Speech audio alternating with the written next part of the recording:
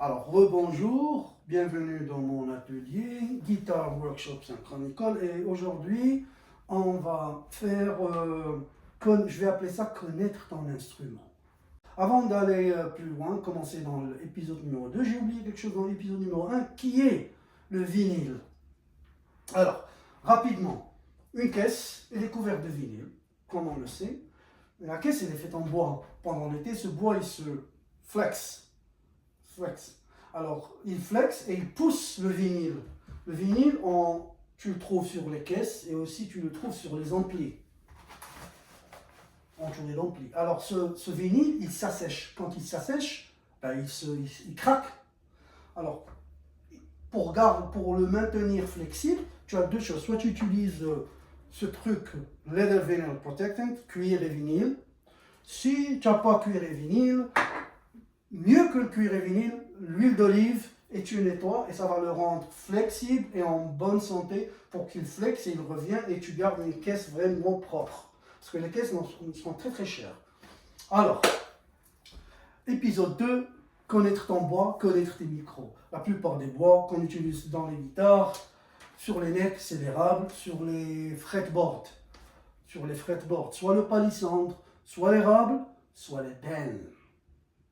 L'ébène, j'en ai une avec de l'ébène, du bon ébène. L'ébène est entre, tu as le palissandre, il est warm, sensible au toucher, génial.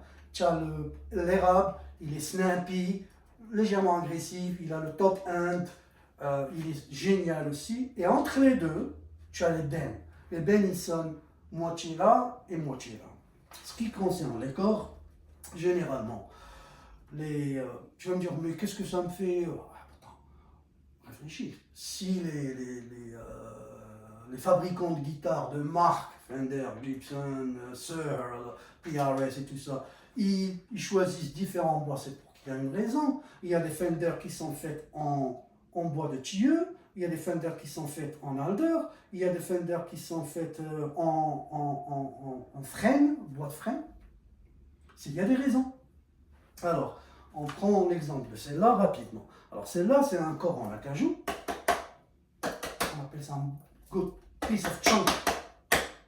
Elle résonne bien. Érable, palissandre.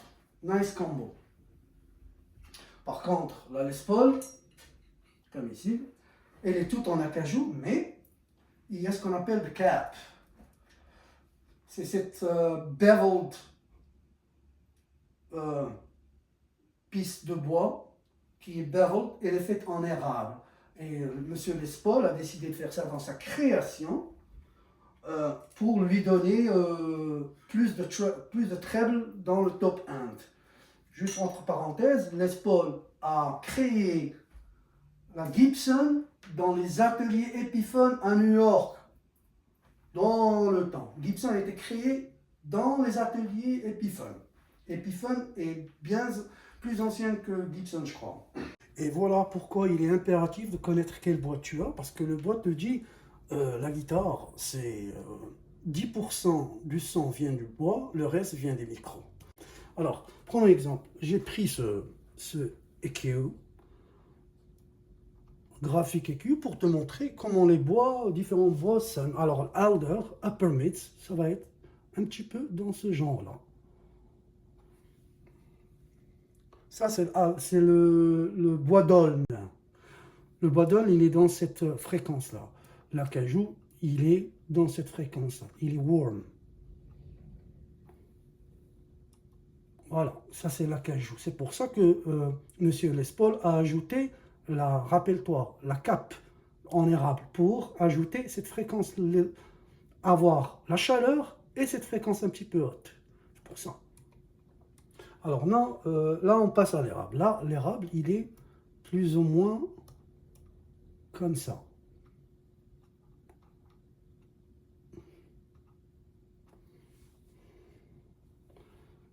Le frêne, le bois de frêne, il est plutôt comme ça. C'est pour ça les bluesmen l'aime beaucoup dans les strats parce qu'il a ce léger scoop, on appelle, des mids. Mais il reste très très chaleureux. Léger scoop, plus léger que ça. Ça, c'est le frein. Plus ou moins. Ça, 0, 0, 0. Le basswood, le bois préféré des métalleux. Il est comme ça, il est very scooped. Et il a plus de basse. Il est comme ça, le tilleux, le bois tilleux. Dans les Ibanez et les guitares de métal, c'est le choix favori des fabricants de guitares de métal. C'est le tilleux. Avec bien sûr le manche. Voilà. On a fini avec le bois. Connaître le bois te permet de connaître le spectrum de ton son. On passe à la deuxième partie de cet épisode, le multimètre. Tu vois, on est déjà passé aux techniques. Si tu es un musicien, un guitariste, tu as des amplis, des guitares, il est indispensable pour toi d'apprendre à utiliser un multimètre. C'est pas difficile, c'est très facile. D'accord? Alors aujourd'hui, je vais te montrer comment. Il y a une chose que tu ne connais pas sur les guitares, l'impédance. Alors, on va imaginer que cette guitare, elle a 3 single coils. 1, 2, 3. Je peux avoir 3 single coils parce qu'il y a le push-pull. Dans cette position, vous connaissez tout ça. Dans cette position, tu te dis, j'ai single coil ici. On va admettre que celui-là, c'est 5 home. Et tu dis ici, la règle, elle te dit, quand tu fais position 2, elle enchaîne les deux. Ça veut dire que tu auras 5 et 5, correct? Eh bien non. Pas du tout. Quand tu fais les deux, elle prend la moitié de celui-là et la moitié de celui-là. Tu auras les deux qui vont donner 5, pas 10. C'est le wiring, c'est comme ça.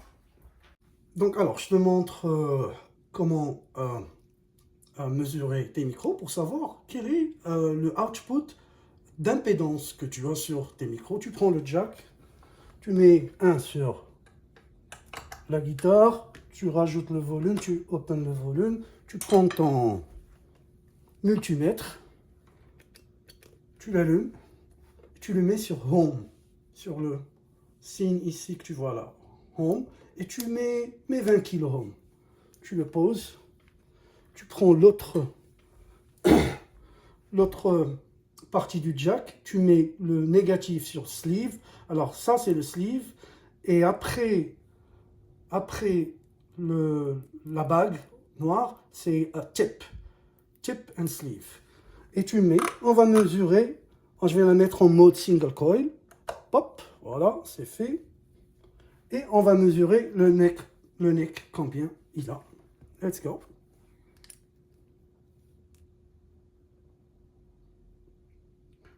« 3,12 en ajoutant la résistance des potards et de la capaciteur parce que tous les éléments qui sont à l'intérieur vont réagir comme résistance. Bon, je dirais que c'est 4.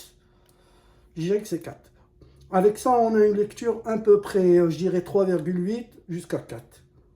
Ok? Alors là, je vais faire je vais faire ce micro tout seul. 1, 3, 5. 5,2 ou 5,5. Le micro du milieu. Maintenant, je vais les mélanger tous les deux. Tu vas être surpris. Alors, rappelle-toi, celui-là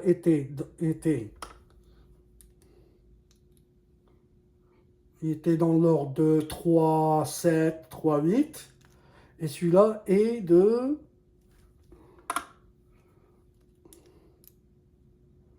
5,5. Alors, 3,8 et 5, ça doit être dans l'ordre de 8. Si je les mélange tous deux, ça doit être 8, quelque chose. 8,5, 8,6, 8,7, correct? Ah ben non, regarde. En mélangeant les deux micros, le système divise l'impédance pour que tu aies les deux. Il ne combine pas les deux impédances. Regarde, je vais mettre le bridge. Single coil. 7. Bien vu. Et on sait que celui-là, c'est 5. Alors, je vais mélanger le bridge single coil avec celui-là. Regarde. 5 et 7, ça devrait être 12. Ben non, il va diviser. Voilà. Si je mets le humbucker tout seul, bridge, 14, ça c'est une impédance importante. Plus l'impédance est basse, plus le son est meilleur. Et ça dépend du micro. Bon, voilà. You got it.